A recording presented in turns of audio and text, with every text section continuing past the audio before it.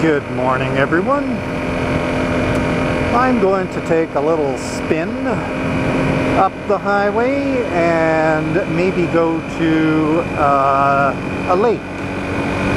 It's a very pretty area. Hopefully I won't encounter any blocked roads because we've had some fire damage lately. We have to go right through an area actually that they had about 130 people evacuated from because of the fire. I think it was mainly grass fire, but trees as well. Anyway, we're very dry here, you know, the climate is very dry to begin with, and our temperatures have been in the 32 to 40-ish range, so quite hot for quite a long spell. So the grass, unless you irrigate it, is tinder dry, and the brush is as well. So I think we have over 200 forest fires burning in the province right now. As you can see, the sky is quite hazy, and that's not cloud. That's most of that, I think, is smoke from various fires. As you can see on the grasslands coming up, I hope that you can see that properly in the camera view. It's quite dry. So the grasses are all pretty brown,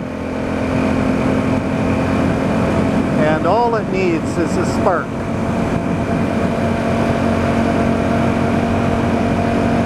Or a cigarette. I think the fire that we'll probably see the remnants of coming up is one that was started by a cigarette.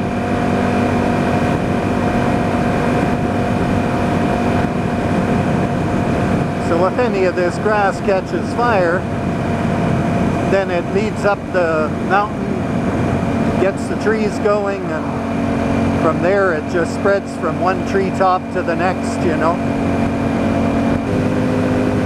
So you can see how easy that would be to just toss a cigarette and have that ignite, eh? And there was the sign, wildfire in area. I think they have it totally out though, as they've allowed all the residents to go back into their homes. Well, so far I haven't seen where that fire was. Just as well, I don't want to run into an area with hot spots. It wasn't huge. I think it was 80 hectares, but in the weather we've got, that would have the potential to become huge. I think I've mentioned before that in 2003 we had a horrible fire, and I forget the size of it. It was enormous anyway. It just consumed many miles of forest, and it destroyed about 250 homes that were on the fringes of the city, where the city interfaces with the forest.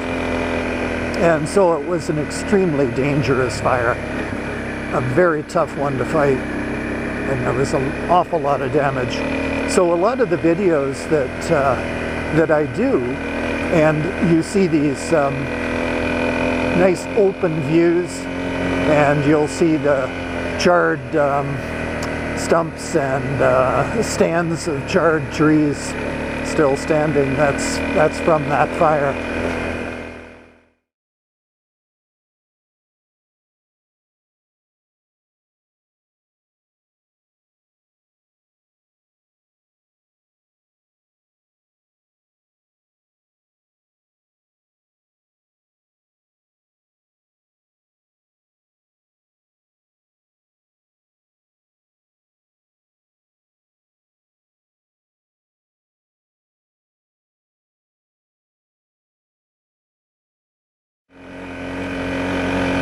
But our fire crews do an amazing job. You know, they have the right equipment and they're very good at what they do, so they pick and choose the ones they want to focus their effort on, because, you know, fire is a natural thing for a forest, and if it's if it's in moderation and it's not coming too close to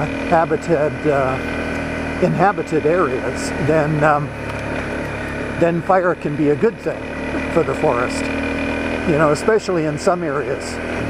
You get these forests in some of the wetter areas that are very dense, and when they get too old, what happens is the undergrowth diminishes to the point where it's almost non-existent, and the forest ceases to become a habitat for animals that, you know, they just don't find anything there. So you get a forest fire coursing through and destroying those trees, taking away the canopy, and then suddenly the undergrowth happens again, and the animals have a lot of habitat. But when it comes close to cities, then you got to take it extremely seriously. And we're coming up to the lake here. So this lake is called James Lake, and you will see that it's a very pretty lake.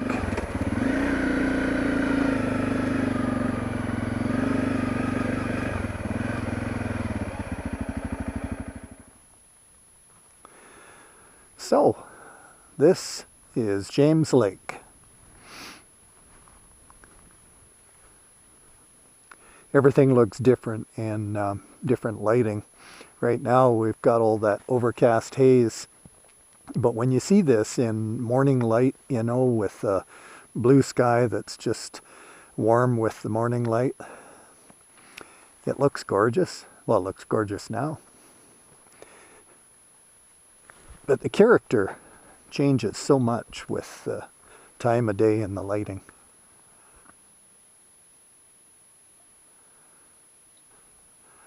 Nice little camping spots there.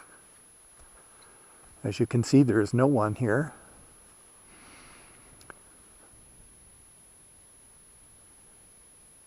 Crows are wondering, what's that guy doing here? This is our spot.